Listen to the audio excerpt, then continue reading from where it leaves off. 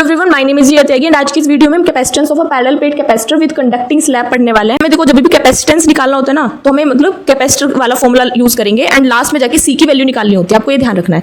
अब देखो, कैपेसिटेंस तो निकालना है नहीं, सी की वैल्यू तो हमें निकालनी है, लेकिन किसके लिए निकालनी है? पैरेलल प्लेट कैपेसिटर भी है और उस कैपेसिटर के अंदर कंडक्टिंग स्लैब रखा हुआ है। ठीक है, तो देखो टॉपिक बोल रहा है वैसा ही डायग्राम रखा है। देखो पैरेलल प्लेट्स हैं, इसके अंदर एक कंडक्टिंग स्लैब है। कंडक्टिंग मींस कंडक्टर नेचर का है वो। तो कंडक्टर जो होते हैं ना, उनके अंदर जितना भी चार्ज हम देने की कोशिश करें वो सारा चार्ज सरफेस पे आ जाता है। तो इसके अंदर कोई चार्ज नहीं है, इलेक्ट्रिक फील्ड जीरो, तो सारा चार्ज आ गया इसके सरफेस पे। अब देखो यहाँ नेगेटिव क्यों, यहाँ पॉजिटिव क्यों? क्योंकि यहाँ पे पैरेलल प्लेट कैपेसिटर की फर्स्ट प्लेट पर पॉजिटिव चार्ज है, तो पॉजिटिव की वजह से यहाँ पे नेगेटिव चार्ज इंड्यूस हो गया है एंड इसके नीचे वाले सरफेस पर पॉजिटिव चार्ज है, तो उसकी वजह से इस सेकंड प्लेट पर नेगेटिव चार्ज आ गया है। तो आपको समझ में आ गया होगा इन दोनों का जो सेपरेशन है पैरेलल प्लेट कैपेसिटर का, विच इज डी, एंड ये जो कंडक्टिंग स्लैब है इसकी थिकनेस टी है। ठीक है, एंड दोनों पर क्यू चार्ज है, मतलब इक्वल मैग्नीट्यूड वाला। कंडक्टिंग स्लैब के अंदर कोई इलेक्ट्रिक फील्ड नहीं है, लेकिन जो बाहर ये जो पैरेलल प्लेट कैपेसिटर के बाहर जितना भी स्पेस बच रहा है उसमें इलेक्ट्रिक फील्ड होगी। क्यों? क्योंकि पॉजिटिव से नेगेटिव की तरफ डायरेक्शन होगी उसकी चार्जेस में, एंड ई नोट उसका नाम हमने दे दिया है। ठीक है, अब देखो हमें कैपेसिटेंस निकालना है, तो C equals to Q by V होता है, यानी वी निकालना पड़ेगा।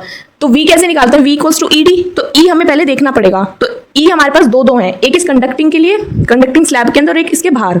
ऑल्दो ये तो जीरो है, बट स्टिल हम एक बार शो तो जरूर करेंगे ना, कि फिर उसके बाद जीरो वैल्यू पुट कर देंगे। तो हमने क्या किया है यहाँ पे E naught into D minus T, मतलब ये जो जितना भी स्पेस दिखाया है कंडक्टिंग स्लैब को छोड़ के वो है D minus T plus E into T, इस स्लैब की थिकनेस। ठीक है, अब देखो E naught into D minus T और ये तो हो गया जीरो। तो E naught D minus T, E की वैल्यू क्या होती है पैरेलल प्लेट कैपेसिटर में? Sigma by epsilon naught. जब भी थिन शीट पर चार्ज डिस्ट्रीब्यूटेड होता है तो उस केस में सिग्मा बाय 2 एप्सिलॉन नोट होता है, लेकिन हमारे पास दो प्लेट्स हैं ऐसी, तो उन दोनों को ऐड करेंगे तो टोटल इलेक्ट्रिक फील्ड बनेगी सिग्मा बाय एप्सिलॉन नोट और D minus T as it is. अब हमारा जो सिग्मा होता है surface charge density, that is Q by A, epsilon naught as it, D minus T as it is. ठीक है, C equals to Q by V होता है, we की वैल्यू हम ऑलरेडी निकाल चुके हैं, इसमें सब्स्टिट्यूट करेंगे, क्यू से क्यू कैंसिल हो जाएगा, ए एप्सिलॉन नोट चला जाएगा ऊपर, तो ये सी की वैल्यू आ चुकी है। ये अब हमने में से डी कॉमन कर लेंगे तो हो जाएगा 1 माइनस टी बाई डी। अब देखो ए एप्सिलॉन नोट बाई डी, ये किसकी वैल्यू होती है? Capacitance of a parallel plate capacitor. तो हमने इसको क्या लिख दिया? सी नोट लिखा हुआ है। तो अब देखो सी नोट की वैल्यू निकालेंगे, C into 1 minus T by D, मतलब जो पैरेलल प्लेट कैपेसिटर का कैपेसिटेंस था उसमें समथिंग मल्टीप्लाई हो रहा है, मतलब वो तो हमारा जो जब हम इंट्रोड्यूस करते हैं कंडक्टिंग स्लैब वो बढ़ जाता है उसका capacitance as compare to normal parallel plate capacitor, तो इसलिए ये जो है